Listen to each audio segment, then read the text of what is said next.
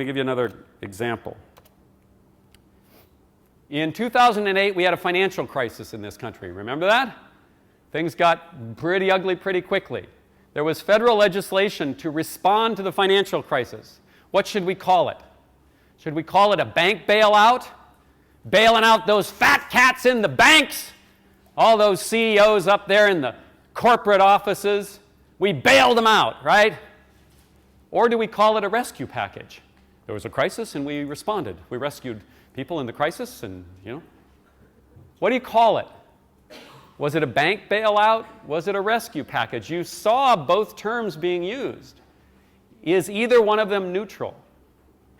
No, both convey a judgment about the appropriateness of the federal legislation to respond to the financial crisis. And if you say, okay, forget about bank bailout, forget about rescue package, we'll find another neutral term. We could go through this exercise, but my argument is you're never going to find it. There's always going to be a value judgment conveyed. Here's another one that's been in the news a lot. Torture or enhanced interrogation. Sets of practices such as waterboarding. If you're not familiar with it, waterboarding is a form of enhanced interrogation. You cover somebody's face, you dunk them into water, you create for them the sensation of drowning, and they, not knowing whether you're going to complete that or not, respond, not surprisingly often, with great fear, and the hope is that then they will tell you things that you would otherwise not be told. Is that just a form of enhanced interrogation? Sometimes you hear the word harsh interrogation, coercive interrogation, or is it torture? Question. If you describe something instead of using a term for it. Okay, if you describe something, if you went through and said, okay, here's what happened, can't you avoid this problem in which labels, words that we use to, in a sense, label things, come with these evaluative judgments? 2 points. One is, in human language, we never describe if you step back and wrote a news story in which you never used a word or tried to avoid any word that seemed to have a value judgment attached and just describe it, you know what your story would read like? Really rough. No one would read your story. Because we summarize the world, we describe the world in language that comes with. So even if you step back and said, listen, I'm going to try and find the most basic words, like the interrogator took the suspect and dunked the suspect into water for 14 seconds, right?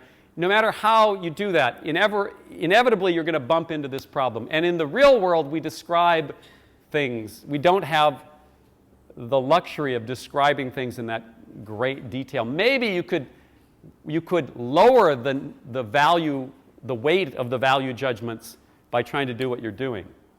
But it ain't going to work. Yeah. So torture clearly conveys a value judgment. Torture is generally considered to be immoral, outside the scope of permissible human behavior.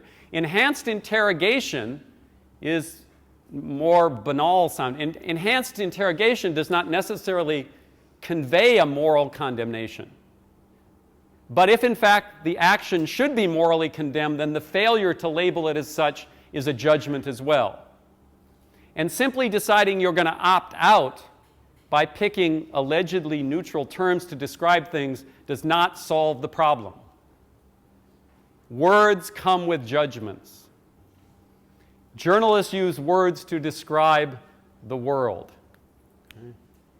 Journalists are never neutral, any more than I'm ever neutral standing up here, or you're ever neutral when you describe the world to your friends.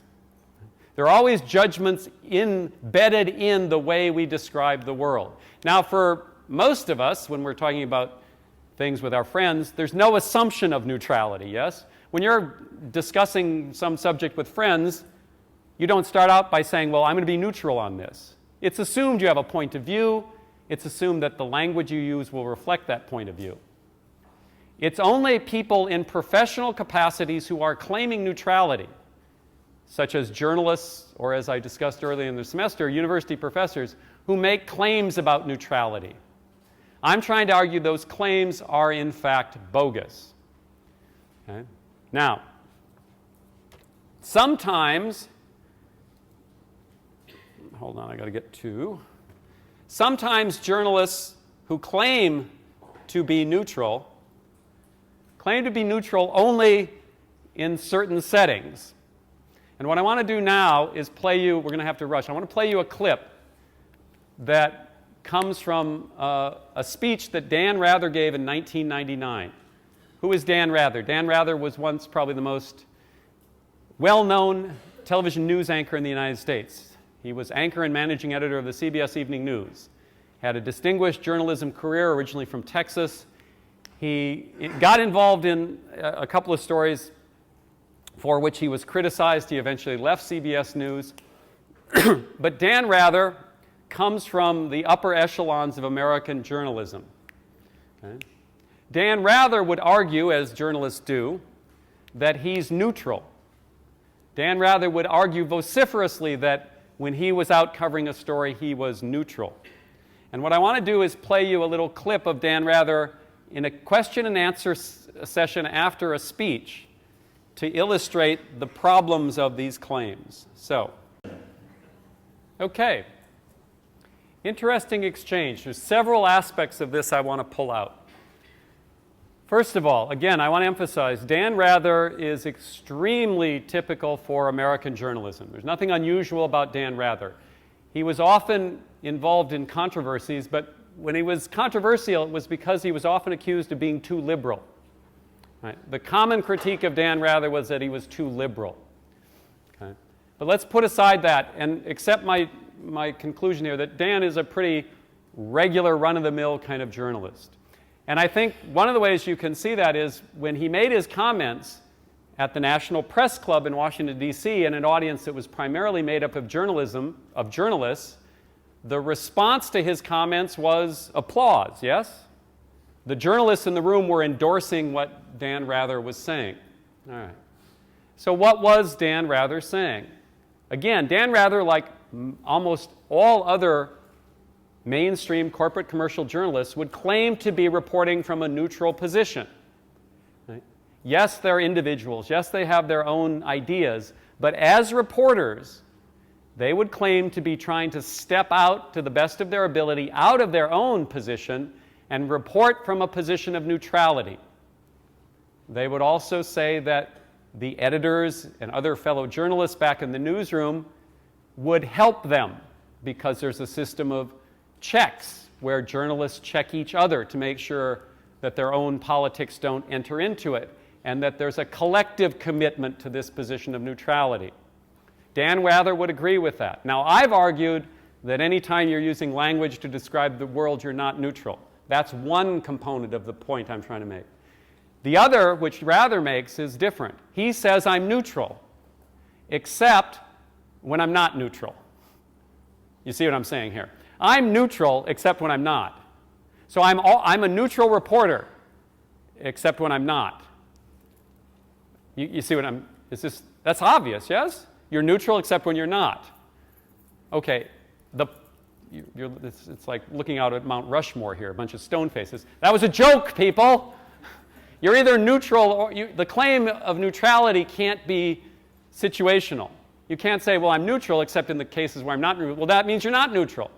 And Dan Rather is acknowledging he's not neutral when it comes to matters of U.S. involvement in military conflict. He wasn't subtle. He wasn't, being cagey. He said, when it's American troops in battle, I'm pulling for us to win. Right? So he's saying when there's U.S. military conflict, I'm an American reporter and I am taking the side of the United States. I'm neutral except in this particular case when I'm not neutral, which just happens to be a pretty important case because journalists' coverage of military conflicts is pretty important in the contemporary world. So beyond the rather complex argument I'm trying to make about neutrality in language and the impossibility of it, Dan Rather is taking it to a whole different level, as many journalists would, and saying, well, I'm neutral except when I'm not. So then Dan Rather is saying he's not neutral. So then Dan Rather and other journalists are saying, essentially, although they wouldn't admit this, that neutrality is just a game. We assert neutrality when we want to protect ourselves from criticism, We abandon neutrality when we feel that most of the country would agree with us. Well, whatever that is, it's not neutrality. Now, you might say, well, that's appropriate, and it's perfectly fine for you to say it is appropriate for an American reporter to look at the world from an American point of view and endorse American troops in battle. I'm not arguing that there's something wrong with that position. I'm saying what it is not neutral, and it undermines Dan Rather's claim to neutrality. Now, here's the more important question. Does Dan Rather's abandonment of neutrality in matters of military conflict affect his ability to see the world clearly? The questioner is challenging Dan Rather and saying, essentially, your pro-American views on the military make it hard for you to see the fact that American military action in this case is a war crime. Well, let's flesh that out a bit. The war in question, if it wasn't clear, was the US and NATO attack on Yugoslavia in 1999. In 1999, many of you were in grade school, so you may not remember this very clearly, but in 1999, the former multi-ethnic state of Yugoslavia was in the process of breaking up after the fall of the Soviet Union. Yugoslavia, its primary territory was Serbia, and Serbia was engaged in all sorts of disputes with others, and it led to a US-led NATO campaign against Serbia that was an air campaign. We didn't land troops in Serbia, we bombed for I think it was 78 days. One of those bombing campaigns, as Dan Rather said, took out the lights, which means that the US bombed the electrical generation facilities in Belgrade, the capital of Serbia, capital of Yugoslavia. So when Dan Rather says took out the lights, what he means is we bombed the electrical generating capacity of Serbia. The question is, being raised by the person from the floor, is that a war crime? Well, is bombing the electrical generation facilities of a country a war crime?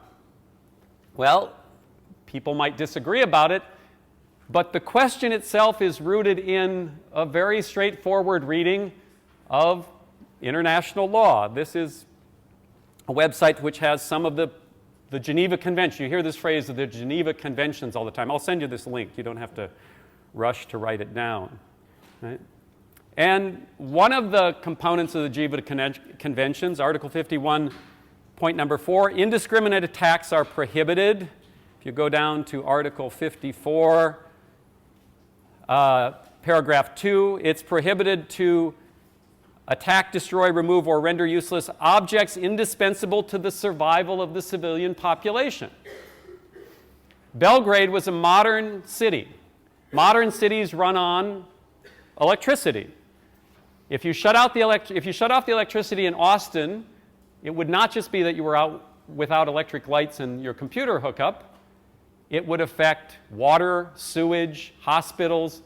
Modern cities run on electricity. Is the act of bombing the electrical generation capacity of a city, which is not part of a military target, is that a war crime?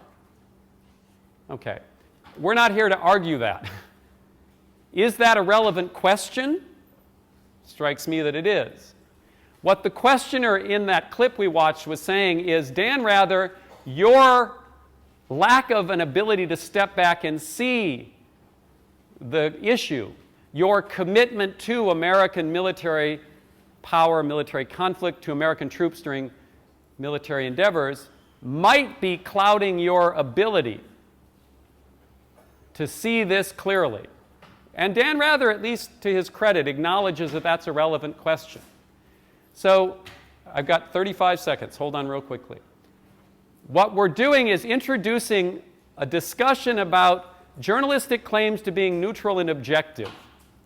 We're doing that by challenging the idea that anyone can be neutral when they describe the world through human language.